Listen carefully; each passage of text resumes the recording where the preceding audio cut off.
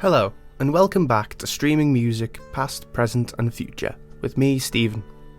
Recently I was lucky enough to interview Alan Deeves, founder and owner of Collect and Survive record store in Liverpool.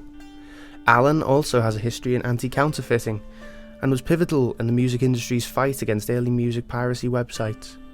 In this episode I'll be sharing with you the highlights of the first half of my interview with Alan. I hope you enjoy. The first question I asked Alan was regarding his background in music piracy, and whether he used sites like Napster and LimeWire. So, did I use it? No, I didn't use it, but that was probably more to do with the fact that I didn't understand it or have access to it. Right. So, although I worked within prevention and investigation in a trade association, and I worked in anti-counterfeiting, is what it was. That really goes back as old. That is as old. That anti-counterfeiting investigation is as old as the recording industry. Because as soon as the recording industry started in the 19th century, people were making counterfeits, and therefore there was consistently legal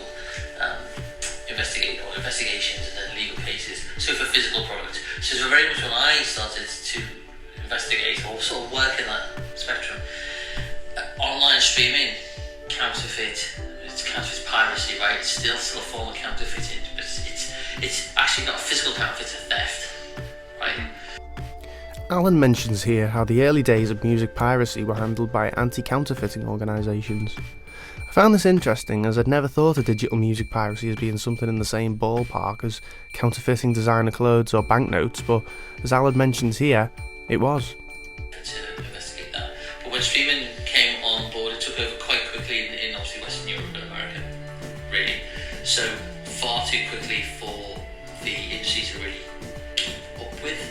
And then when big investigations were undertaken for things like, I was nothing to do with Napster, but there was something called Pirate Bay.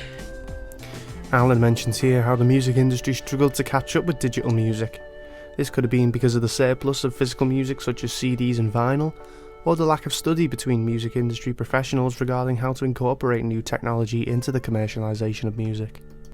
They were people like Pirate Bay.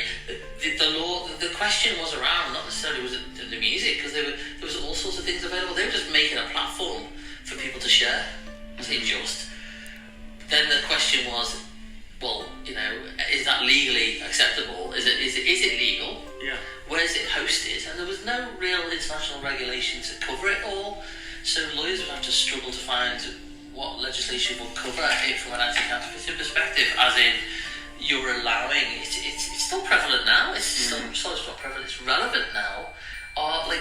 Should Google allow access to certain information available on websites through its platform? It's the same principle.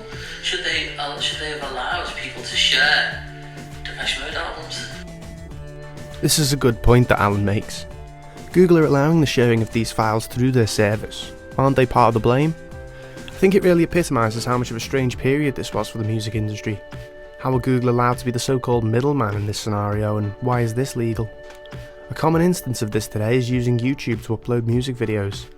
If I were to upload a music video to YouTube, it would need to be monetised for me to make any revenue. If I don't, the video's just out there. This is not the same as what Napster were doing. If you go to In Rainbow's Radiohead, that's something that I'm talking about quite a lot through this project, with how they did their album Kid A was leaked on the internet, and then it put a bit of a spanner in the works. They couldn't release the album properly then, people had mostly heard it.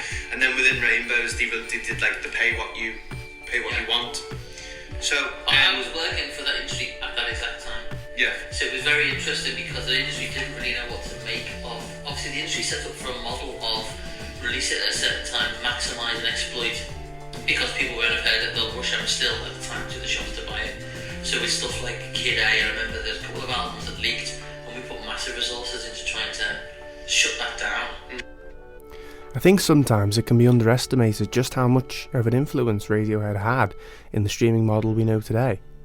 At the time, plenty of articles described the In Rainbow's experiment as the new model, and the New York Times wrote, for the beleaguered record business, Radiohead has put in motion the most audacious experiment in years.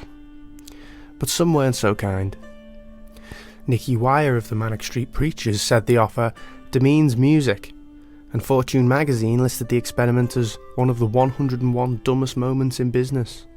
A bit harsh in hindsight considering how influential this album was.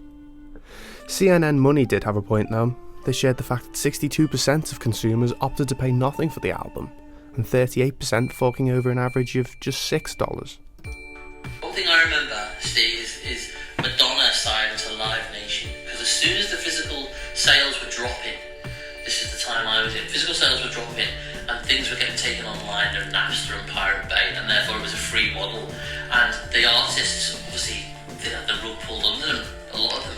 And I remember hearing about Madonna signed to Live Nation, and I remember thinking how astute that is, because Live Nation was like a gig, right? But she'd signed to them because she realised that she was going to make most of her money through gigging. So she really adapted. And I'll tell you now, the big record companies did not adapt. I didn't know anything about this. Alan telling me about Madonna's deal with Live Nation was completely unexpected. I did a bit of research into how this deal turned out, as it was signed in 2007 and lasted 10 years, so I'd be able to see what happened. Long story short, it didn't end well at all. It couldn't have gotten worse. By 2011, Live Nation scrapped its attempt to become a recorded music company and licensed all of Madonna's music to Interscope, who would go on to release 3 of the singer's albums. Maybe Live Nation should have stuck to gigging. The whole Madonna debacle really symbolised the chaos that went on at this time between recording companies, streaming platforms and artists. It must have been hard being an artist at this time, not really knowing the best direction to go down to maximise your musical career. Gigging, streaming and the traditional selling albums were all valid routes to go down. Thanks for listening to episode 2. I appreciate this episode has been rather brief, but I'll be continuing to share my interview with Alan in the next instalment. I hope you enjoyed, and I'll see you in the next one.